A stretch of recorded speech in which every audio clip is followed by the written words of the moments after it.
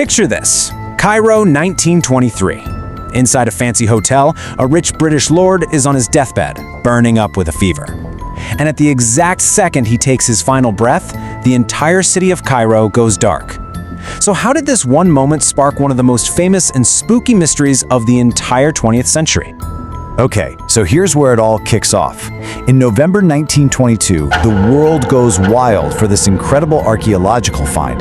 But then, just 5 months later, the guy who paid for the whole expedition is dead. And just like that, you have the perfect setup for a legendary curse. Now this is the part that gets everybody. Supposedly, this terrifying warning was found right near the tomb's entrance. Now, was it actually real? Honestly, it didn't even matter. The story was just too juicy to fact-check.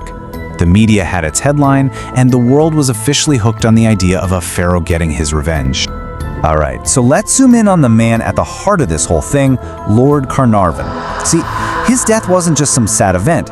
It was a series of really strange coincidences that just seemed way too perfect to be an accident. I mean, think about this for a second. A citywide blackout at the exact moment of his death. Then, thousands of miles away back in England, his favorite dog, Susie, just howls and drops dead. A novelist had even warned him in public that something bad would happen. Each little detail just added another spooky layer to the legend. And the cause of death itself, an infected mosquito bite, well, that would become a very big deal later on. Okay, but hold on. Before we get any deeper into the curse, we've got to talk about the discovery itself. To really get why this was such a huge deal, we need to go back a few months and see what the archaeologist, Howard Carter, actually found. You see, this wasn't just another dig for him. Howard Carter had poured his entire life and 15 years of searching into finding this one specific tomb. His sponsor, Lord Carnarvon, had spent an absolute fortune. We're talking millions in today's money. And he was about to pull the plug on the whole operation. This was it. It was literally now or never for Carter. I want you to just picture this for a moment. After all those years of failure, Carter pokes a tiny hole in a doorway that's been sealed for 3,000 years. He holds up a candle, his eyes adjust to the dark, and all he can see is the glint of gold everywhere. And that's when we get this legendary exchange between him and Carnarvon, the very first moment the modern world got a glimpse of King Tut's treasures. And what they found, I mean, it's hard to even describe. It was absolutely mind-blowing.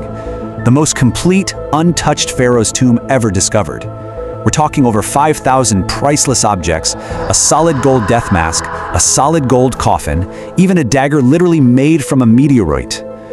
This wasn't just a discovery, it was like finding a time capsule from the ancient world. So after Lord Carnarvon dies, things just escalate. The story of the Pharaoh's curse goes from a whisper to a full-on media sensation.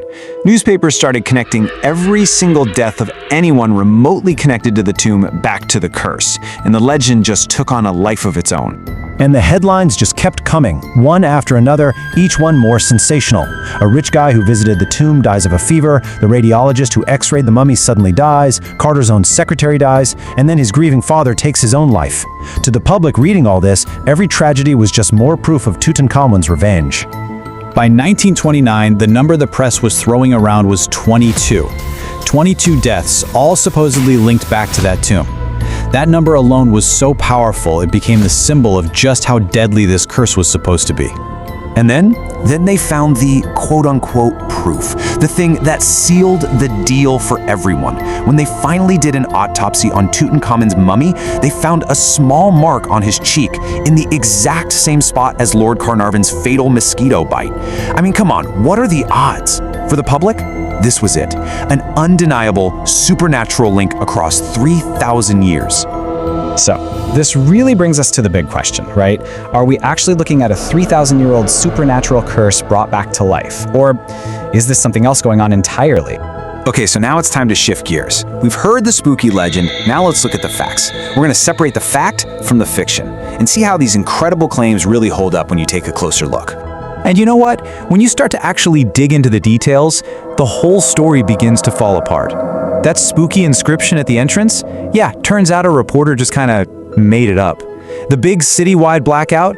Totally normal for Cairo back then. It was just a coincidence. And the poor dog? Well, if you check the time zones, it turns out he died hours later, not at the exact same moment. So, if it wasn't a curse, what was it? Well, scientists came up with a pretty compelling biological explanation. It's a toxic mold called Aspergillus niger. Basically, it's a nasty fungus that can survive for thousands of years in a sealed tomb. And back then, with no antibiotics, breathing that stuff in could be a death sentence, especially for someone who is already sick, like Lord Carnarvon. But you know what the biggest piece of evidence against the curse is? The numbers, the actual data.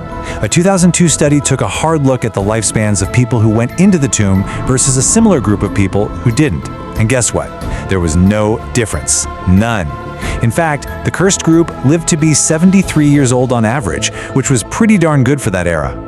But maybe the most powerful argument against the curse isn't about the data at all, it's about the people who lived, the ones the curse supposedly missed. I mean, just think about it. If there was a real curse, wouldn't these be the primary targets? Lord Carnarvon's own daughter, Lady Evelyn, one of the very first people to step inside, lived for another 57 years.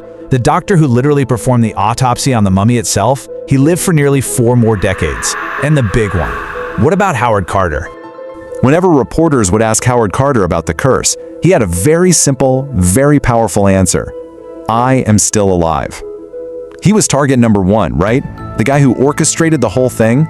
He lived for another 16 years, eventually dying of cancer at age 64. The curse somehow missed its main target. You know, this makes you think, maybe we've been looking at the wrong curse this whole time. The real curse on Tutankhamun wasn't some supernatural revenge. It was being forgotten. He was such a minor king that his own successors literally tried to wipe his name from history for 3,000 years. So what's the real legacy here?